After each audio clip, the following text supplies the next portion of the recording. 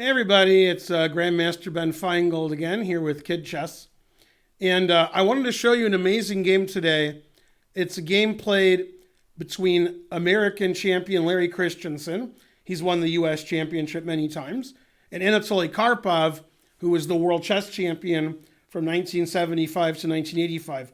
Both of those players still play, although Karpov is about 69 years old and Christensen's probably about 60, 61. So they don't play competitively to win championships anymore. They just play for fun. But they used to be some of the best players in the world. And one thing you can learn from myself and your other coaches isn't just play great moves and win. Sometimes you lose. It happens. Grandmasters lose. World champions lose. Everybody loses.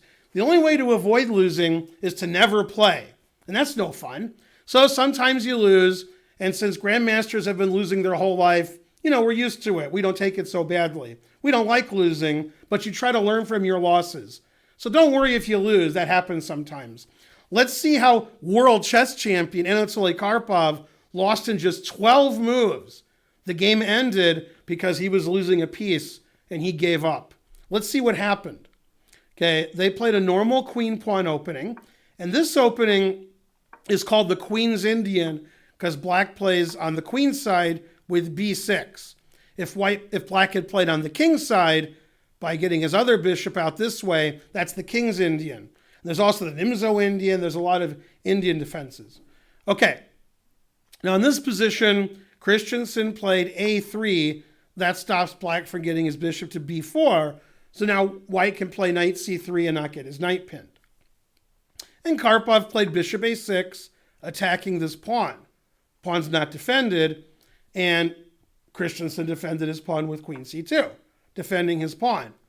And Karpov's like, well, I guess my bishop isn't very good on a6 on the side of the board, and I made my opponent move his queen early. We'll just go back here where it controls the whole diagonal. That's a better square.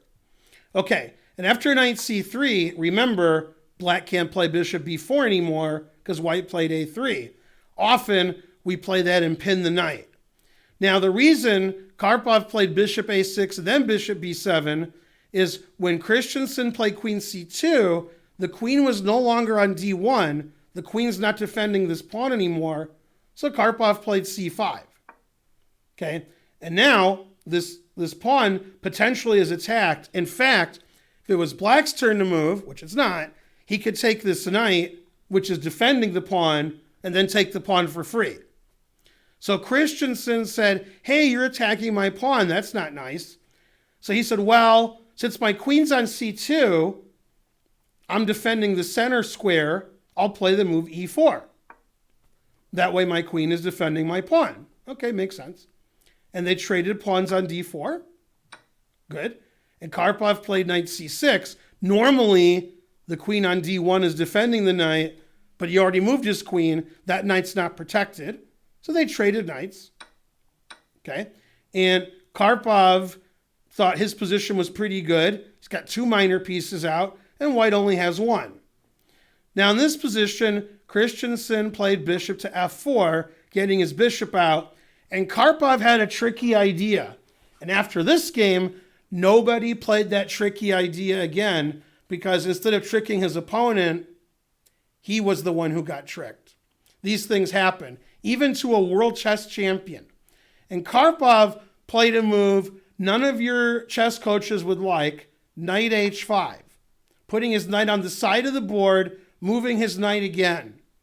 And, well, after this game was played about 30 years ago, people stopped playing knight h5. Obviously, the bishop is attacked, so he retreated his bishop. Now, the reason Karpov played knight h5 is he wants his knight to go to f4. He wants to get his knight into white's position, but he needs to protect that square. If he plays knight f4 now, white just takes it. And actually, black has several ways he can protect f4. He just chose the wrong way. Okay, if he wants to protect f4, he could do it with his queen. He could play queen c7. He could play queen b8. And he could even play queen f6. And if he did, later he could play knight f4 and his knight would be defended. But Karpov, he not only wanted to play knight f4, he wanted to develop his pieces in castle, just like all of your chess coaches tell you. So he made a very bad move, bishop to d6.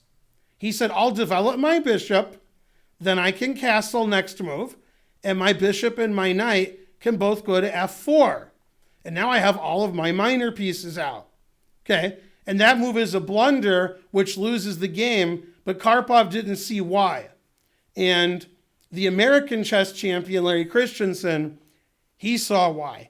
Even grandmasters and the best players in the world make mistakes. We just make them less often.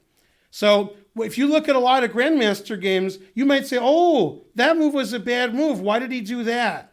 Well, if he makes a bad move every move, probably not a grandmaster. The problem is, if you are a world chess champion and you make a terrible move, then people like to show it. Like, oh, look at that guy. He's the world champion, but he blundered. And maybe if your friends make a bad move, nobody really talks about it because we're all just trying to get better at chess. That's one of the tough points of being a grandmaster. Now, as you know, if you move pieces out and they're not protected, they can get captured. Notice this bishop, this knight, and this bishop, 3 of the minor pieces that are out, they're protected. So if somehow they get captured, white could capture back, white could capture back 2 different ways, and black could capture back if they get captured. However, there are 2 pieces. If they get captured, there is no capturing back. You just lose them for nothing. What move did white make? It's not easy to find. Karpov couldn't find it. That attacks both of those pieces in red, the knight and the bishop. Do you see a move white can make that attacks both pieces? And actually, this is one of the things that I teach my private students, is that your opponents do not see retreats. They're not afraid of them. Okay, imagine a boxing match. If one of the guys retreats and backs up, is the other guy afraid of that? No. When people are retreating, that doesn't seem very scary. But in chess, it can be. And so when you're playing chess and you have a retreat that's very strong, probably your opponent didn't see it. And that's what happened in this instance. Christensen attacked both pieces by retreating. Queen went back to d1. That's a very unusual attacking move, moving a piece backwards. But as you can see, we're attacking the knight and the bishop. There's no way black can save both. He can save his knight, he can save his bishop, but he can't save them both. So the world chess champion, he lost one of his pieces really early in the game. That's very unusual. And as a consequence, he lost. And unfortunately for him, we get to show the game over and over. A lot of chess coaches like to show that even if you're the best player in the world, you can still blunder and lose. So don't take it so bad if you blunder. Those things happen. You just try as hard as you can and blunder less often, then you'll be a better player. Karpov probably never blunders a piece. That may be the only example I can find. That's why he was world champion for 10 years. Okay, but we'll still get him a little bit in the video. Luckily, we're not showing games I lost in 12 moves, or are we? Well, this is Grandmaster Ben Finegold for Kid Chess. I hope you enjoyed that game more than Karpov. I'm sure you did. Maybe not as much as Christensen. I'll see you next time, kids. Bye.